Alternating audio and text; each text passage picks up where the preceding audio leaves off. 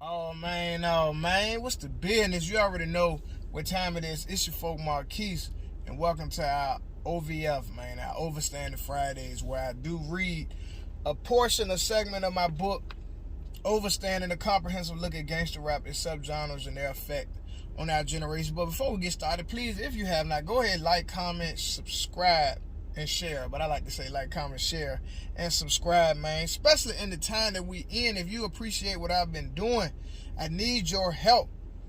Y'all know, for anybody that's been following me for any amount of time, I have been a voice against this stuff for some time. And the Lord God, yes, I'm a man of God, a man of faith, a man of the Bible. I need y'all help doing this, man. God really been dealing with my heart to really do this, and I got a word. Yes, I'm gonna say it again. I got a word to really read this book as a form of content. So I probably will be doing it a little more than just Friday. Nonetheless, I wanted to show up and do what I'm supposed to do. So look, this one is gonna be a little different. Some time ago, I was doing what I call Keith Reacts, in which I do reaction videos based on real life circumstances, crimes, things of that nature. And I'm about to start doing those again also. So not only the OVF, but the Keith Reacts, and just throughout the week.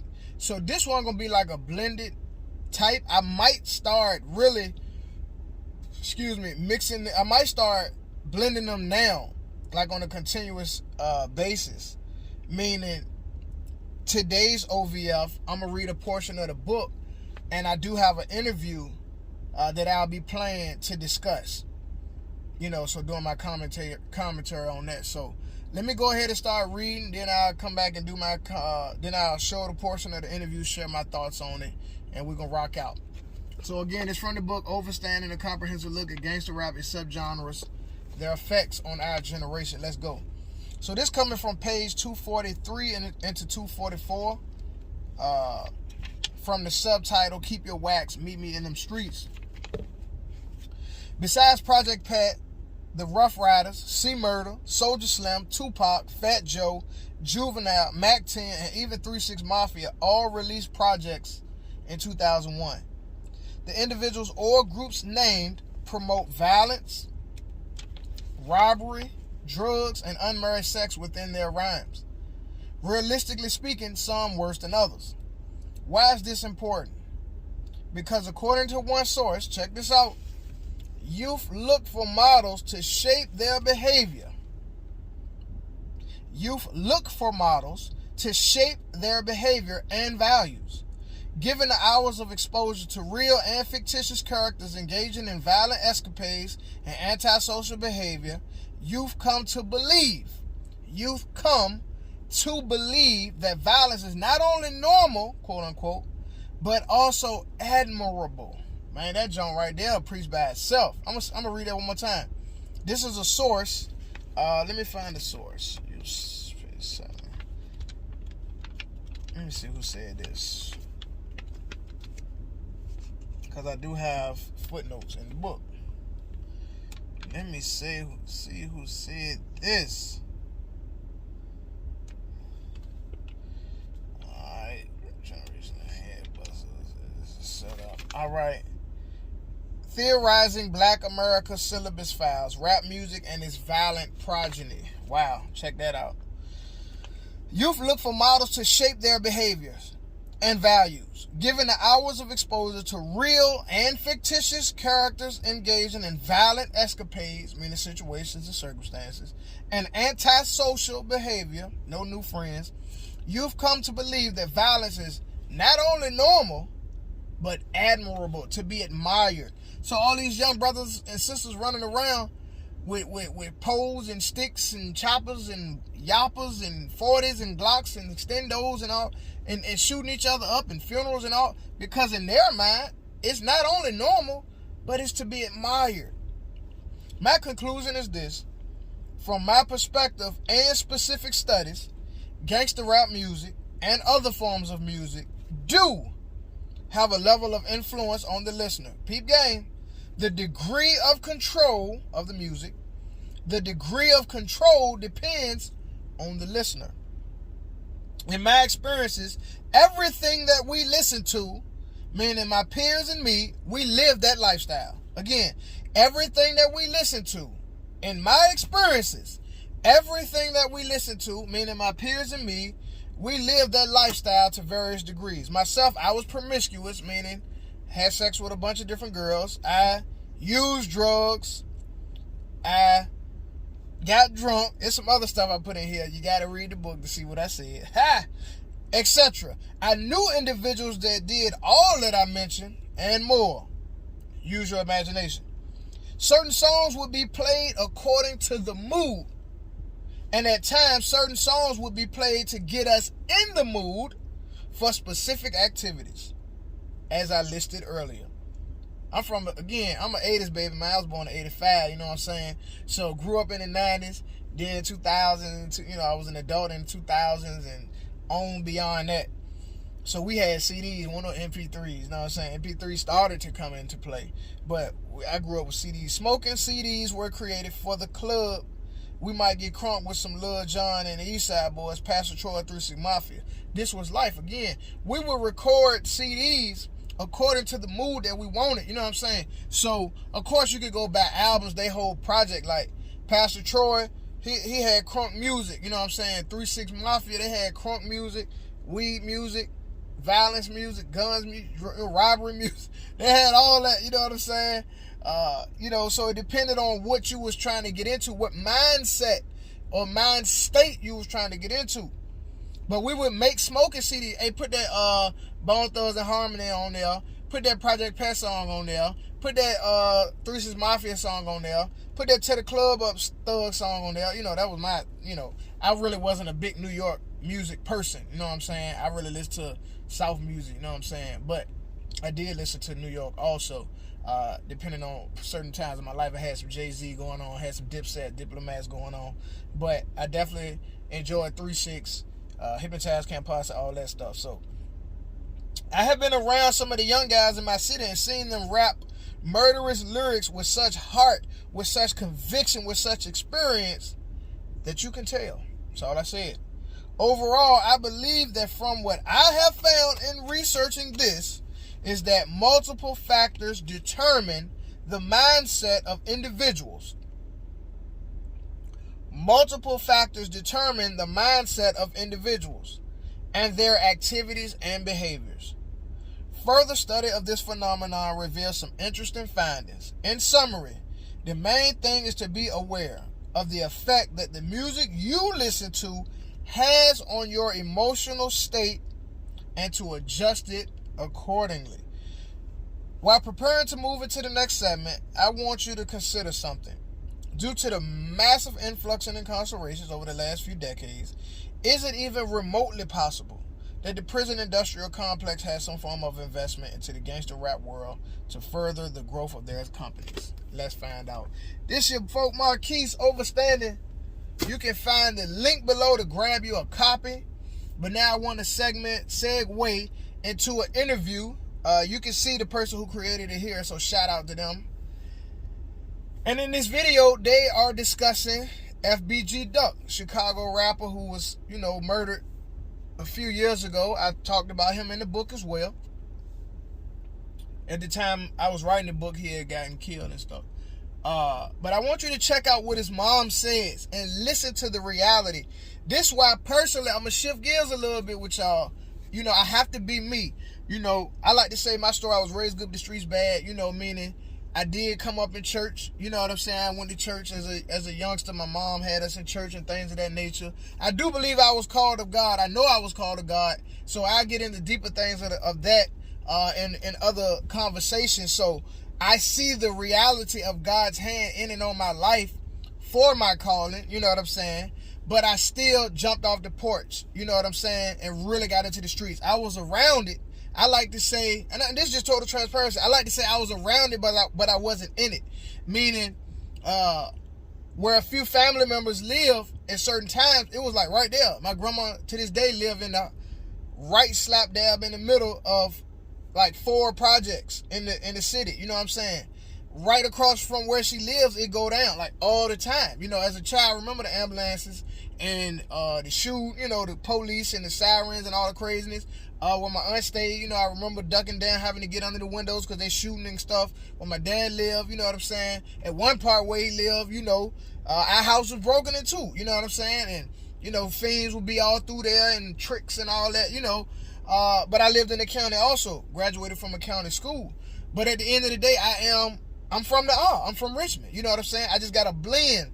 So when I jumped off the porch and was really in the streets, then that changed, you know what I'm saying? I was around the fiends, you know what I'm saying? I was witnessing the violence and really being in these environments and situations more than just around it. So at the end of the day, me being real myself, I ain't gonna say I'm super bad guy, super hardcore gangster dude or none of that. You know, I jumped off the porch and started running with a certain crowd, you know what I'm saying, at a certain point. So everything I rapped about when I did, I saw, I did what I did. And that's kind of that, you know what I'm saying? So my experiences are real, they are authentic. I got to speak what I know and where I've been, you know what I'm saying? So at the end of the day, it really is what it is. You know, I was out there, you know, that's just what it is. So I have multiple perspectives, but I know full well what it feels like to want to go ride on somebody, to want to, you know, go do real violence and commit, like, you know, I got a record. Like I did stuff. I've been out there. I was with it. I was in it.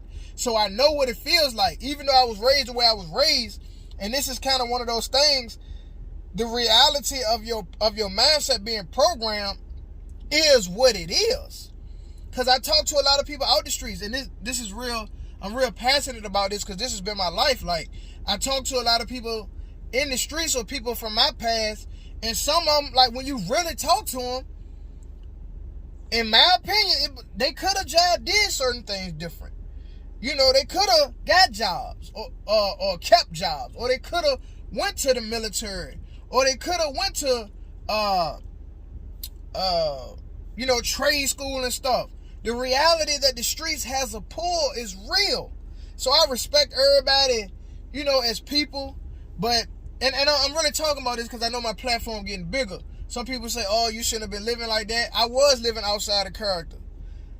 But at the same time, it ain't like I never experienced it or know what it was. You know what I'm saying? I got family members that was really with it. I got family members that was really putting in work. I got family members that was getting money. I got family members that was doing different things. But overall, largely, my mom tried to keep us away from that in its fullness. You know what I'm saying? Now, when I was coming up, even with her, you know, my people was drinking corn liquor and gambling, playing cards and for money and all that. So I've been around stuff all my life. You know what I'm saying? But me jumping off the porch as an act of my will and running with the people I ran with and getting in real world situations around junkies and in crack houses and watching fiends smoke crack and shoot up and, you know, smoking the stems and you know what I'm saying, using the soda can, smoking crack and all that, like we call it flav in Richmond, and, you know, seeing all this tricks and all the tricks coming back forth and, you know, just in it, it is what it is. I got family members that use crack, you know what I'm saying, back in the day. I didn't even know, you know what I'm saying, I just didn't even know. So as I come into more realization of the reality of life, my life wasn't perfect. I was blessed though, but my life wasn't perfect. Because I know, and I'm just putting this out here now, like this for my own mindset, this for my own peace. Because some people got absolute horrible situations, and some people's situations are not as bad, but they make it seem the worst. You know what I'm saying? So at the end of the day, for my own mindset, I was raised good, but the streets bad. I was blessed, but I still come from the struggle, and I know the struggle. You know what I'm saying? My mom was a single mom with 3 children, and by God's grace, we was blessed by other family members giving a lot of support And that's just really what it is. I do know my dad. I love my dad. He did good by me, right by me. I did live between two households. And, you know, it is what it is. At the end of the day, I know above all, my life is for the glory of God. And God got his hand on me to do a certain thing for the time that we are in. And that's what I'm here to do. At the end of the day, no matter how anybody feels about it, because I know the truth of what's going on in this world, the spiritual wickedness that's going on, and only God can save us through Christ Jesus. So with all that being said, for those that have chosen to watch this video through, go ahead and check out FBG Duck's mom pouring her heart out to this man and the reality of how this thing go. Because I identify in general, I ain't dead, praise God, but people that you ride with, roll with, the darkness in the hearts of man. This video is a perfect example. So check out what she say and let's talk about it. Which one of Duck's friends could you say are the realest people who come to you genuinely trying to help you out, trying to help out your family? Which one of Duck's friends would you say was his realest friends? Well, lately, I mean, since he's been gone, it's the ones who he gang them, who he did it for the gang. And I'ma be honest, nobody he's established a relationship from 63rd. Nobody. It's like the people that he trusted took from him. And this is after he after left. He died. Like, his song Like That got sold to the label after his death. And the money proceeds were supposed to go towards Duck's funeral. We still haven't received it.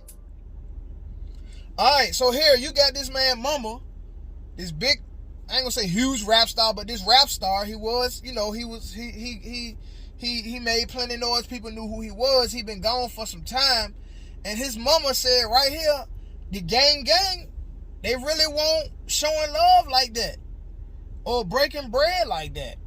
That's powerful, man. So it's like, at the end of the day, in the streets, you risk your life, you risk your health, you risk your freedom, you risk it all, you put it all on the line for the gang, for the clique, for the squad, for the set, and then you experience stuff like this.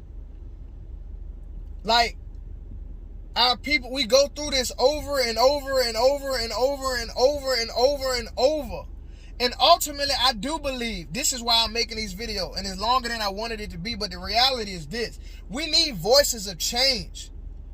We need God's grace. I know people get into the Bible debate and all this and that. Even though I came up in the church, personally, my story is, I came up in the Southern Baptist, so I just saw religion. I didn't really see transformational power. Now, I'm not going to say there was no benefit to it. I'd be lying. But ultimately, to see the transformational power that I experienced by giving my life to Christ and trying, you know, within my power by his grace to live by the scriptures, I did get a change of mind. I really did get a change of heart.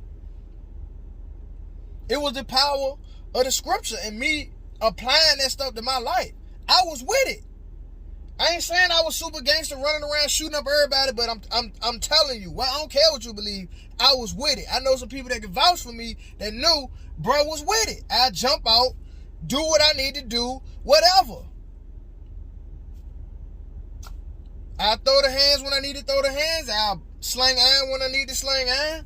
I stayed in the club. I definitely love the strip club and the women and sex and, you know, smoking my weed, popping my perks, my pills and all that. I really won't down with robbery and stuff. You know, I just leave that right there. But anything else, if my people riding, we riding. And I mean riding. You know what I'm saying? It is what it is. But to experience transformation in my own heart, to grow in character, and to develop a business. Come on, man, I wrote a book. This is my 4th book, Overstanding. MarquiseTrent.com. You know what I'm saying? People rocking with this junk. So I'm putting more money behind the marketing efforts to really make it do what it do. Because people need to hear this. People need to read this. Our children are getting gunned down. Our uncles and brothers and cousins and sisters is getting gunned down. People going to prison, losing their life. People losing their mind. We need a change. Can you honestly tell me that you can keep seeing the news every day and thinking that this is just okay? This is madness, and we need a change, man. And from what I've experienced, I'm telling you, experience. It's the power of God, man. I can't really say nothing different. Some people practice Islam. Some people practice, other belief systems. Whatever. People believe what they believe. I get it. I'm telling you what my experiences have been. I've prayed and seen God show up. I've cast spirits out of people and had spirits cast out of me. I've seen miracles over and over and over and over again. I've experienced the spiritual realm over and over again. So at the end of the day, I stand on what I know, what I believe to be true, and honestly, personally, what I know in my heart of hearts by God's grace to be true. So I'm praying for FBG Duck's mom. I would love to get her a book and a t-shirt and pray that, it would be beneficial to her to advocate this book, to at least give people what I like to call a conscious interrupt to change the way they think, man. So yeah, this is from Marquise, man. Click the links below. You can get the Overstanding book. Go ahead and get you a Think Different, Live Different t-shirt. You know what I'm saying? And I give all, credit to the maker of the video. But real talk, man, we need a change. We need a revolution. We need a revival. We need everything, man. You know what I'm saying? Because it's real out here. And once you gone, you gone. I do believe in life after death. But once you're going away from this earth plane, this natural realm, because you done got shot down and shot in the head and shot in the stomach and shot through the glass and set up and wet up and everything else, you out of here, man. You out of here. Heaven is real and hell is too. So I love y'all. I pray all is well. Get the Lord Save My City shirt down below.